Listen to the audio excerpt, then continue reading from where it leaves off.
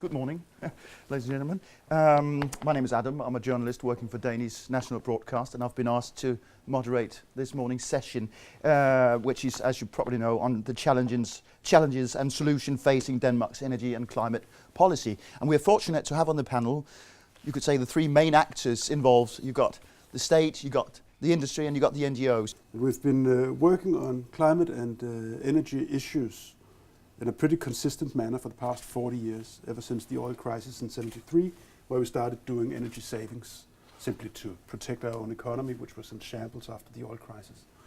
That has transformed itself into being a very targeted climate policy, and I believe that we have managed to develop some of the technologies needed to tackle the problem in Denmark, simply through a very targeted effort stretching for decade after decade.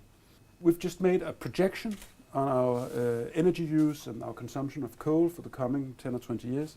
And we can see that from this point, and up until 2020, we'll halve our consumption of coal by the existing policies. And we'll really not be very dependent on coal in 2020. We're phasing out coal at a very high rate, and we do instead wind power, biomass, and to some extent energy efficiency. But I think on the basics, you will find there is a broad Danish consensus. And we'll have points on which we differ, but we certainly have very large areas in which we agree. And sometimes I feel that I am part of a Danish energy consensus, which consists of industry and government and NGOs and producers of equipment. We are the biggest investors in the transforming of the economy into a green economy. So a good partnership with the minister is a key for us. If we do not have a good partnership, a good cooperation, understanding each other, this will not be a success. But in Denmark, we have actually been able to develop a system where we attract capital from pension funds to invest into our investments, or to come with the finance for our investments. This is a new way of financing the investments, which has been now spread to many countries. There's a huge interest for this, but it can only be done by having a good partnership with the political system. There are a huge amount of time being used into this political process, and we're sitting there as investors and say, well, at some point we need a decision and a direction.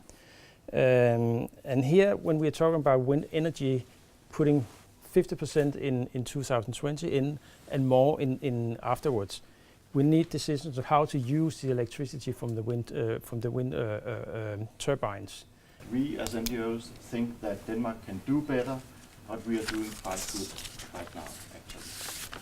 It's because we have already reduced our greenhouse gas emissions significantly. We've reduced them by around 25% since 1990.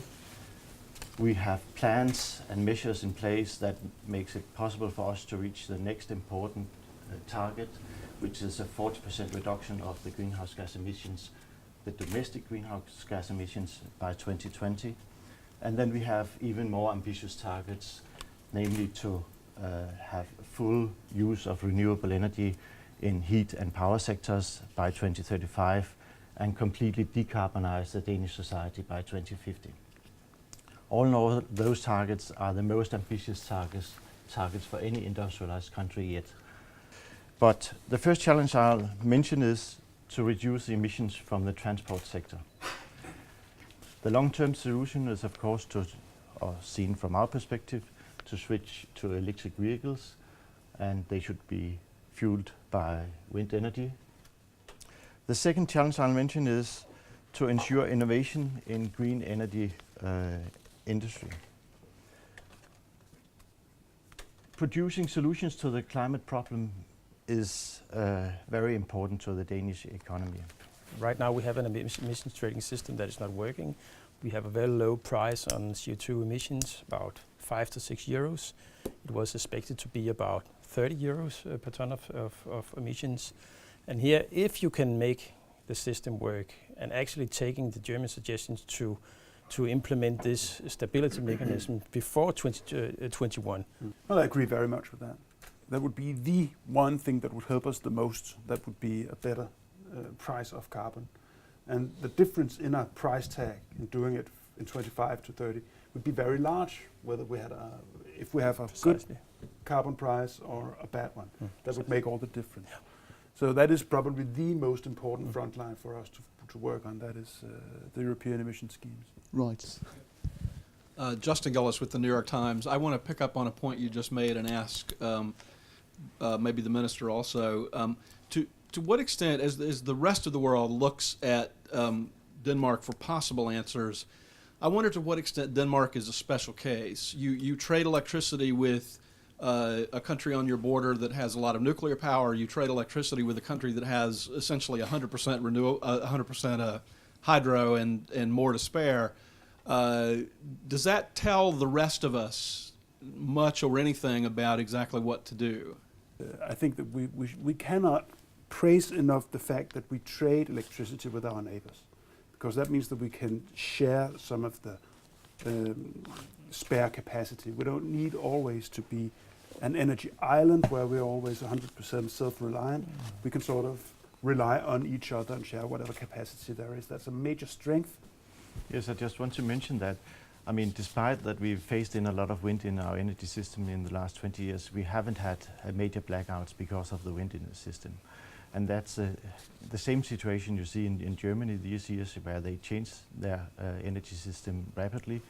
They get a lot more wind, they have a lot more solar power in certain parts of Germany, and they don't get these kind of problems with blackouts and so on. What we're entering uncharted territory with these huge amounts of renewables we are putting into our systems. And we obviously need new solutions. Denmark is just, in global terms, a small football pitch. And here we are, seated with three central actors in the Danish energy and climate policy. And you talk about Denmark being sort of a leading player, yet does it matter? We've developed in Denmark through consistent policies, for instance, the wind turbine technology the world sees today. And what is taking place in China now is an energy revolution where they put up more wind capacity every year than we have in Denmark in total. Now that technology was developed right here through our policies, and now it's multiplying with a speed we cannot even imagine. If you look at Denmark, we've actually created the modern wind technology here in this country. It's been a very conscious Danish energy policy, both improving the conditions for research and development in that area, but also, I mean, that we as a country use wind turbines a lot in our system, and thereby showed the rest of the world that we believed in this technology. And wind will, of course, be a very important component in the big shift that will take place in the rest of the world when we want to transform the world's energy system. So we've developed a technology for the rest of the world.